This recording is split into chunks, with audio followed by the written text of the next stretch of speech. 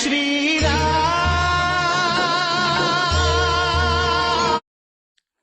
అందరికీ జై శ్రీరామ్. మనం ఇప్పుడు శివాజీ కథలోని 11 మరియు 12వ భాగాలు తెలుసుకుందాం. 11వ భాగం హిందూ స్వరాజ్య విస్తరణ, షాహాజీ నిర్బంధం.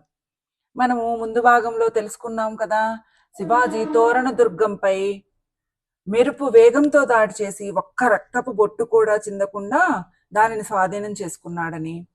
ఆ తోరణ దుర్గానికి ఈశాన్యంగా 3 కోసుల దూరంలో ఒక ముంబదేవ పర్వతం అని ఉంది. తోరణ దుర్గంలో శివాజీకి బంగారు రాసులతో నిండి ఉన్న 2 బిందులు లభించాయి. వాటి విలువ 2 లక్షల హెన్నులు. తోరణ దుర్గంలో దొరికిన ఆ నిధిని వెచ్చించి ఆ పర్వతంపై ఒక దుర్భేద్యమైన దుర్గం యొక్క నిర్మాణానికి ఆరంభించాడు శివాజీ. అదే రాయ్గఢ్. నిర్మాణం పూర్తయ్యాక శివాజీ స్వరాజ్యానికి రాజధాని అయ్యింది కూడా రాయ్గఢ్. శివాజీ సాహసచర్యల గురించి ఉన్న బీజాపూర్ సుల్తాను ఆ ప్రాంతాలకు చెందిన పాండేలకు, దేశ్ముఖ్లకు ఇలా లేఖ పంపించాడు. మీరు శివాజీకి శిస్తులు, పన్నులు చెల్లిస్తున్నట్లు తెలిసింది. ఇక పైన మీరెవరైనా సుల్తాను పట్ల విశ్వాస విధేయులతో నడుచుకోకపోతే మిమ్మల్ని బీజాపూర్ ఈడ్చుకు వచ్చి శిరచ్ఛేదం చేయబడుతుంది అని సుల్తాను లేఖ పంపించాడు. కానీ ఈ లేఖ ఎవ్వరిపైన ప్రభావం చూపలేదు. ఇంతలోనే శివాజీకి ఒక చిన్న దెబ్బ తగిలింది. అదేమిటంటే, ఇంత వృద్ధుడు శివాజీ సంరక్షకుడు అయిన దాదాజీ కోండేవ్ తన 76వ ఏట 1647 మార్చి 7న మరణించాడు. అప్పటికి శివాజీ వయసు 17 సంవత్సరాలు. ఇది శివాజీకి కొంచెం కోలుకోని దెబ్బే. అయినా కూడా దీని నుంచి కోలుకొని కొద్ది రోజుల్లోనే శివాజీ పూణేకు ఆగ్నేయంగా 11 మైళ్ళ దూరంలో ఉన్న కొండాణా దుర్గంపైకి బాబూజీ ముద్గల్ అనే సహచరుడిని సైన్యంతో పంపించాడు. ఆ దుర్గానికి అధిపతి ఎవరయ్యా అంటే సిద్ధి అంబర్. ఈ దుర్గము బీజాపూర్కి చెందినది. అప్పుడు ఈ బాపూజీ ముద్గల్ అనే సహచరుడు ఏం చేశాడంటే, ఈ సిద్ధి అంబర్ అనే దుర్గాధిపతిని మంచి మాటలతో లోపరుచుకొని ఒక్క రోజులో నెత్తురు చెందకుండా ఆ కోటని స్వాధీనం చేసుకున్నాడు.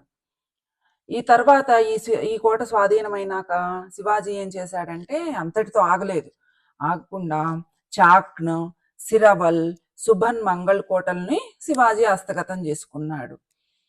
ఇలా ఈ శివాజీ తిరుగుబాటు, శివాజీ యొక్క రాజ్య విస్తరణ చూస్తుంటే బీజాపూర్ సుల్తాన్కు భయం వేసింది. అప్పుడు బీజాపూర్ సుల్తాను ఒకటి ఆలోచించాడు. ఏమనంటే, శివాజీ యొక్క తండ్రి ఎట్లయినా కూడా బీజాపూర్ సుల్తాన్ కులులో పనిచేస్తున్నాడు. అప్పుడు శివాజీ తండ్రి అయిన షాహాజీని నిర్బంధిస్తే తండ్రి కోసం శివాజీ లొంగి వస్తాడని సుల్తాను పన్నాగం పన్నాడు. ముస్తఫా ఖాన్ అనే సేనాధిపతితో మోసం ద్వారా శివాజీ తండ్రి అయిన షాహాజీని నిర్బంధించాడు. దీనికి సహాయం చేసింది ఎవరయ్యా అంటే, షాహాజీ బంధువు బాజీ గోర్పడే. ఇప్పుడు 12వ భాగం తెలుసుకుందాం. శివాజీ యుక్తి, షాహాజీ విడుదల. ఈ భాగంలో మనము శివాజీ ఎంత యుక్తితో తన తండ్రిని విడుదల చేయించాడు అన్నది మనం తెలుసుకుందాం.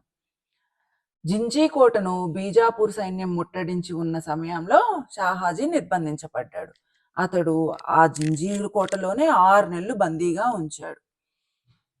జింజీ దుర్గం స్వాధీనమయ్యాక అతడిని అఫ్జల్ ఖాన్ అనే సర్దారు ఇనప గొలుసులతో బంధించి బీజాపూర్ తీసుకువచ్చాడు. శివాజీ స్వరాజ్య విస్తరణ ఊపందుకుంటున్న సమయంలో షాహాజీ నిర్బంధం అతి పెద్ద అఘాతకమైనది. శివాజీ తన తండ్రి క్షేమం గురించి ఆలోచించవలసి వచ్చింది.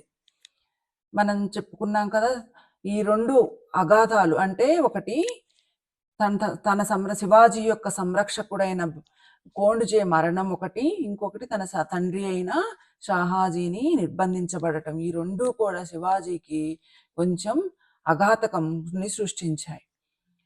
ఈ అంతలోనే ఇంకా సుల్తాన్ ఏం చేశాడంటే, ఆదిల్ షా అనే వ్యక్తిని శివాజీ పైకి ఫతే ఖాన్ అనే సర్దార్ను, బెంగళూరు పైకి ఫర్హాద్ ఖాన్ అనే సర్దార్ను ఈ సుల్తాను సైన్యాల్ని పంపించాడు.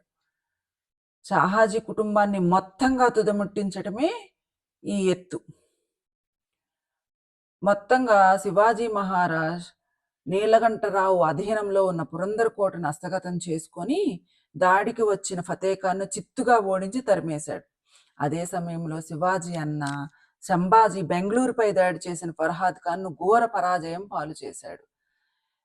ఇప్పుడు శివాజీ తన తండ్రి విడుదలకి ఒక ఉపాయాన్ని ఉపయోగించాడు. అదేంటంటే, శివాజీకి తెలుసు మొఘల్ చక్రవర్తులు బీజాపూర్ సుల్తానులకు తరతరాలుగా విరోధం ఉందని.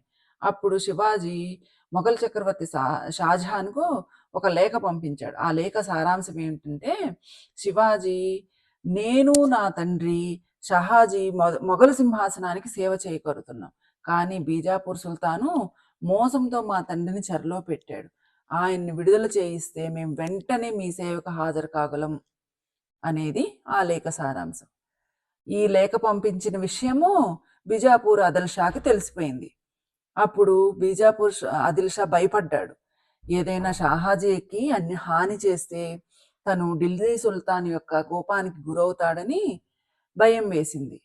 అందుకని చెప్పేసి ఏం చేశాడు, షాహాజీని ఏమీ చేయకుండా విడుదల చేశాడు. అప్పటికి శివాజీ వయసు ఎంతంటే 19 సంవత్సరాలు. మీరందరూ చూశారుగా పిల్లలు. ఇప్పుడు శివాజీ చిన్న వయసులోనే తన శక్తి యుక్తులతోటి భారతమాతను ముస్లిం పాలకుల చేతుల్లో హస్తగతం నుంచి విడుదల చేయడానికి ఎంతగా ప్రయత్నించాడు అన్నది ఇప్పుడు నేను మిమ్మల్ని 3 ప్రశ్నలు అడుగుతాను. ఈ ప్రశ్నలకు సమాధానాలు కమెంట్స్లో పెట్టండి. మొదటి ప్రశ్న, శివాజీ ఎన్నో ఏట తన సంరక్షకుడైన కోండ్దేవ్ను కోల్పోయాడు? రెండవ ప్రశ్న, షాహాజీని బంధించడానికి ఎవరు సహాయం చేశారు? మూడవ ప్రశ్న, శివాజీ ఏ వయసులో షాహాజీని యుక్తితో బీజాపూర్ ఆదిల్ షా దగ్గర నుంచి విడిపించాడు? అందరికీ ధన్యవాదాలు. జై శ్రీరామ్. భారత్ మాతాకి జై.